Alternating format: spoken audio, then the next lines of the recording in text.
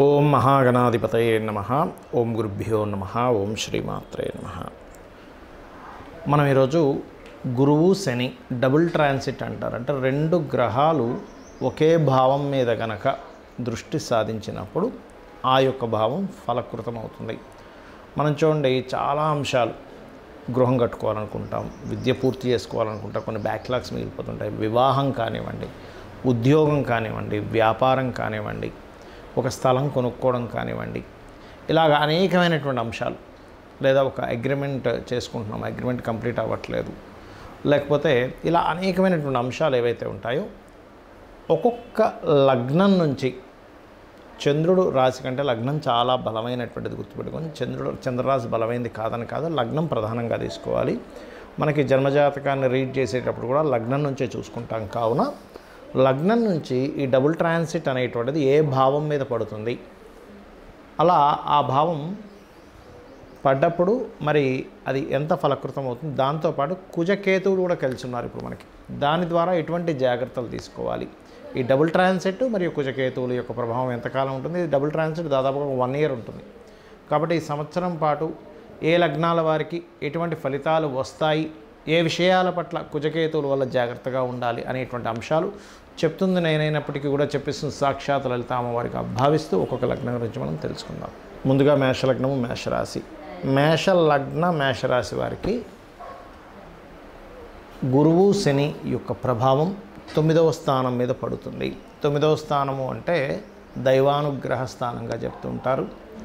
అదేవిధంగా higher education అంటే ఉన్నత విద్యల కోసం ఎవరైతే ప్రయత్నం చేస్తుంటారో ఆ యొక్క ప్రయత్నం సఫలీకృతమయ్యేటువంటి సమయము. Point number 1. రెండో పాయింట్ ఏంటంటే, ఇక్కడ మీరు మొదటి వివాహం ఏదైనా కొన్ని కారణాల వల్ల డిస్టర్బ్ అయింది,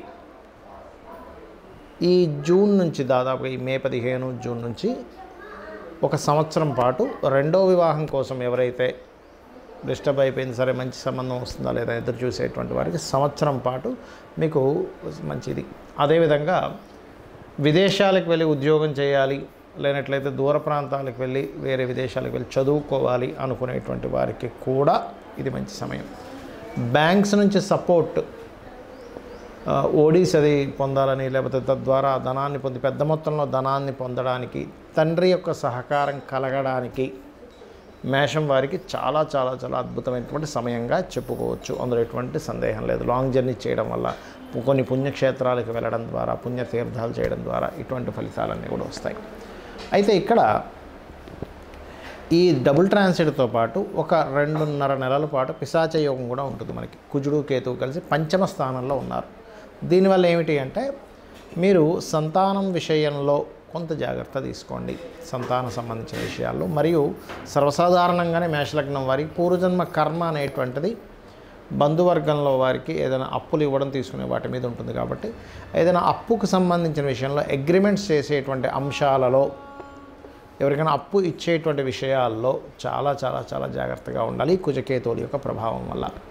మరి ఇక్కడ మీరు చేయవలసినటువంటి రెమెడీ ఏమిటి అని చెప్పి చూసుకున్నట్లయితే, ఇక్కడ ప్రధానంగా మీరు నవగ్రహాలలో కుజ కేతు గ్రహాల దగ్గర దీపారాధన చేయడము, సూర్య భగవానుని నిత్యము పూజించడము, సూర్యుడిని చూస్తూ గణపతిని మరియు స్కందుని ఆ సూర్య భగవానుల్లోనే దర్శించుకుంటూ చేసినట్లయితే మీకు ఎటువంటి ఇబ్బంది కలగకుండా ఉంటుంది. దాంతోపాటు పంచమ స్థానంలో కుజకేతువులైనందుకు కొన్ని నిర్ణయాలు తీసుకునేటప్పుడు, అందులో ముఖ్యంగా IUI IVF చేయించుకునేటువంటి వారు మరింత జాగ్రత్తగా ఉండాలి. ఈ డబుల్ ట్రాన్సిట్ అనేటువంటిది ఏదైతే ఉందో, ఈ పిశాచ యోగం ఏదైతే ఉందో, మరి పర్సనల్ చార్ట్లో ఎవరికైనా డబుల్ ట్రాన్సిట్ ఏ భావం మీద పడితే ఎటువంటివి వాళ్ళు ఫ్రూట్ఫుల్ పొందుతారు. ఎందుకంటే అసలు మనం ఇంకా ఈ జన్మలో మనం ఇది ఫ్రూట్ పొందుతామా లేదా అనుకునేటువంటి దానికి ఈ డబుల్ ట్రాన్సిట్ చక్కగా ఉపయోగపడుతుంది. దీన్ని గురుకర్మ యోగము అని కూడా ఉంటారు జన్మజాతకంలో. అంటే శని గురువులు, కర్మ అంటే శని, జీవుడు గురువు కారకుడు గురువు. దీనివల్ల ఎవరికైనా ఈ కాంబినేషన్ పర్సనల్ చార్ట్లో ఉన్నట్లయితే వాళ్ళు టీచింగ్స్ లైన్స్లోకి వెళ్ళడానికి, అకౌంటింగ్ రంగాల్లోకి వెళ్ళడానికి, మరియు ధర్మబద్ధంగా జీవితం సాగించడానికి, ధర్మానికి వ్యతిరేకంగా ఉండాలంటే వాళ్ళకి ఎక్కడా కూడా మనసు ఒప్పుకోదు ఈ గురుకర్మ యోగం ఉన్నటువంటి వారికి. దాంతోపాటు కేతు సంబంధం వచ్చిందనుకోండి, ఉదాహరణకి వాళ్ళకి గురుకర్మ యోగా విత్ ఆధ్యాత్మిక యోగం కూడా ఏర్పడుతుంది. సో ఇది గుర్తుపెట్టుకోండి. అయితే ఈ డబుల్ ట్రాన్సిట్ కనుక ఎవరికైనా వాళ్ళ పర్సనల్ చార్ట్లో జన్మలగ్నం మీద సంబంధం ఏర్పడింది అనుకోండి, వాళ్ళు 100% ధర్మబద్ధంగా ఉంటారు. కాకపోతే లగ్నాధిపతి కూడా బాగుండాలి అక్కడ. అలా కాదండి మాకు సెకండ్ హౌస్ కనెక్టివిటీ వచ్చింది గురుకర్మ యోగం, అలాంటి వాళ్ళు వీళ్ళు ఏంటంటే స్కూల్స్ కాలేజెస్, ముఖ్యంగా 9th హౌస్ బాగుందండి, 4th హౌస్ బాగుంది, ధనయోగం బాగుంది, ఒక మంచి నేను పెద్ద పెద్ద స్కూల్స్ కాలేజ్ పెట్టిన వాళ్ళ జాతకాలు కనుక చూసినట్లయితే వాళ్ళకి గురుకర్మ యోగంతో పాటు మంచి ధనయోగం ఉన్నప్పుడు కొన్ని వందల సెంటర్స్ ఓపెన్ చేయడము, కొన్ని అంటే అసలు ఎవరు ఊహించనంత దీంట్లో ఎడ్యుకేషన్ లైన్లోకి వెళ్ళిపోతారు వాళ్ళు. అదేవిధంగా 3వ స్థానంలో ఉంది గురుకర్మయోగం. మంచి సహోదరులు ధర్మబద్ధంగా ఉండేటువంటి అన్నదమ్ములు అక్క చెల్లెలు వాళ్ళకు ఉంటారు. 4వ స్థానంలో ఏర్పడింది. దాంతోపాటు కుజుడు కూడా బాగున్నాడు అనుకోండి, అప్పుడు వాళ్ళకి ఏంటంటే చక్కగా వీళ్ళు సంస్థలు ఏర్పాటు చేయడానికి మరియు భూమి మూలంగా ధనం సంపాదించడానికి యోగిస్తుంది. 5వ స్థానంలో కనుక గురుకర్మ యోగం ఏర్పడిందండి, అదేవిధంగా పంచమాధిపతి కూడా బాగున్నాడు అన్నప్పుడు చక్కటి సంతానం సరైన సమయంలో ఏర్పడుతూ ఉంటుంది. 6వ స్థానంలో కనుక ఉన్నట్లయితే వీళ్ళు తీసుకున్న అప్పును ధర్మబద్ధంగా తీర్చగలుగుతారు. 7వ స్థానంలో ఉన్నప్పుడు జీవిత భాగస్వామి ధర్మబద్ధంగా ఉండడం. 8వ స్థానంలో ఉన్నప్పుడు వీళ్ళకి ఏమవుతుందంటే పూర్వీకుల ఆస్తులు రావడం. 9వ స్థానంలో ఉన్నప్పుడు మంచి గురువులు వీళ్ళకి లభించడం, మీరు మంచి గురువుగా పేరు ప్రఖ్యాతలు పొందడం. 10వ స్థానంలో ఏర్పడినప్పుడు మంచి అంటే ఇక్కడ చూడండి మనకు ఒక్కోసారి సరైన సమయంలో సరైనటువంటి కంపెనీలో వాళ్ళకి జాబ్స్ రావడం అనేటువంటి జరుగుతుంది. అయితే ఇక్కడ ఏంటంటే దశమాధిపతి కూడా బాగుండాలి. అదేవిధంగా ఏకాదశ స్థానంలో ఏర్పడినప్పుడు వ్యాపారాన్ని ధర్మబద్ధంగా చేస్తారు. 12వ స్థానంలో ఏర్పడినప్పుడు గురుకర్మయోగం వీళ్ళు ఎక్కడా కూడా అంటే వీళ్ళ యొక్క వివాహ జీవితాన్ని ధర్మబద్ధంగా గడపడానికి చూస్తారు. గురువు ఉన్నా లేకపోతే గురువు శనులు కలిసి ఉన్న 12వ స్థానం మీద దృష్టి ఉన్నా కూడా. అయితే ఇవన్నీ నేను మీకు ఎందుకు చెప్తున్నానంటే ఇది ఖచ్చితంగా ఫ్రూట్ఫుల్ ఇచ్చేటువంటి కాంబినేషన్ అంటారు దీన్ని గురుకర్మయోగం. మీ జన్మజాతకంలో ఏదైనా బలానా భావం మీద ఉంది కానీ ఆ భావాధిపతి కూడా బాగున్నాడు అన్నప్పుడు ఖచ్చితంగా ఆ భావాన్ని మీరు పొందుతారు. కొంతమంది అంటుంటారు చూసారు ఏమిటోనండి నేను జీవితాంతం కష్టపడ్డానే అసలు ధనవంతుడిని అవుతాను అవను అని భయం వేస్తుందని. ఇటువంటి వారికి ధనస్థానం కనుక మీకు ధనాధిపతి బాగున్నాడు అన్నప్పుడు మీరు ఒక హోప్ పెట్టుకోవచ్చు జీవితంలో. ఎస్ నేను ఖచ్చితంగా ఏదో రోజు కేఎఫ్సి అధినేత చూడండి ఆయన 70వ ఏట 65-70వ ఏట ఆయన మొత్తం ఆయన యొక్క సామ్రాజ్యాన్ని విస్తరించగలిగాడు. అంటే ఏంటంటే ప్రతి వ్యక్తికి కూడా వాళ్ళ యొక్క జాతక చక్రంలో ఒక గొప్ప యోగం ఇలాంటి డబుల్ ట్రాన్సిట్ యోగం ఉన్నప్పుడు ఖచ్చితంగా వాళ్ళకి ఒక మంచి లైఫ్ అనేటువంటిది ఉంటుంది. చాలామంది ఏంటంటే ఇవన్నీ వదిలిపెట్టేసి కేవలం ఏలినాటి శని వల్ల నేను ఇబ్బంది పడుతున్నాను, కాల్సర్ప యోగం వల్ల ఇబ్బంది పడుతున్నాను అని బాధపడుతూ ఉంటారు. ఒకటి గుర్తుపెట్టుకోండి, మీ పర్సనల్ చార్ట్లో అసలు ఏ మహాదశ నడుస్తుంది ఇది కేవలం తాత్కాలికమే.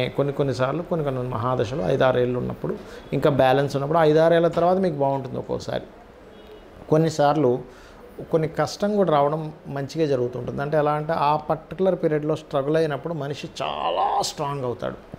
ఆ స్ట్రాంగ్ మైండెడ్ స్ట్రాంగ్గా ఉండేటువంటి విల్ పవర్ వాళ్ళ లైఫ్లో ఒక స్టేజ్కి తీసుకెళ్తుంది. అంటే మీరు ఒక స్టేజ్కి వెళ్ళాలని యోగం ఉన్నప్పుడు చాలామంది ఏమంటుంటారంటే ఏమండి ఎవరు చూసినా నా జన్మజాతకంలో అద్భుతమైన యోగం ఉంది చాలా పెద్ద కోటీశ్వరులు అవుతావు అంటున్నారు, కానీ నేను చూస్తే ఇన్ని కష్టాలు పడుతున్నాను ఏమిటిది అంటూ ఉంటారు. నేను ఒకటే చెప్తాను, ఏ కోటీశ్వరుడైనా ఎంత పెద్ద బిజినెస్ మ్యాన్ అయినా ఒకప్పుడు కష్టపడ్డ వ్యక్తే. ఆ కష్టపడ్డాడు కాబట్టే సఫర్ అయ్యాడు కాబట్టే అంత స్ట్రాంగ్ అవుతాడు. మిమ్మల్ని స్ట్రాంగ్ చేయాలంటే ఫస్ట్ గ్రహం ఒక కష్టాన్ని ఇస్తుంది, గుర్తుపెట్టుకోండి. కష్టం ఇవ్వకుండా స్ట్రాంగ్ అవ్వలేరు ఎవరు. మనం మజిల్స్ పెంచాలన్నా మన బాడీకి మన మజిల్స్కి ఫస్ట్ కష్టాన్ని ఇవ్వాలంటే ఒక పెయిన్ ఇవ్వాలి. పెయిన్ ఇచ్చిన తర్వాతే అది స్ట్రాంగ్ అవుతుంది. సో మీ అందరికీ కూడా చెప్పేది ఒకటే, మీరు ఎటువంటి కష్టాల్లో ఎటువంటి ఇబ్బందుల్లో ఉన్నా మెయిన్గా ఇవాళ రేపు అప్పులు ఎక్కువగా ఇబ్బంది పడుతున్నారు అప్పుల బాధలతో. కాబట్టి ఓం అపర్ణాయే నమః, ఫైనాన్షియల్ గ్రోత్కి ఓం సంపత్కరీ సమారూఢ సింధుర వ్రజ సేవితాయే నమః అనే మంత్రం.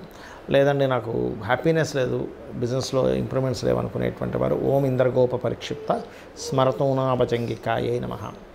అలా కాదు నాకు మంచి జాబ్ రావట్లేదు అనుకునేటువంటి వారు ఓం మాణిక్య మకుటాకార జానుద్వయ విరాజితాయే నమః అని చేసుకోండి. అన్ని విధాలు మీకు బాగుంటుంది. శ్రీమాత్రే నమః.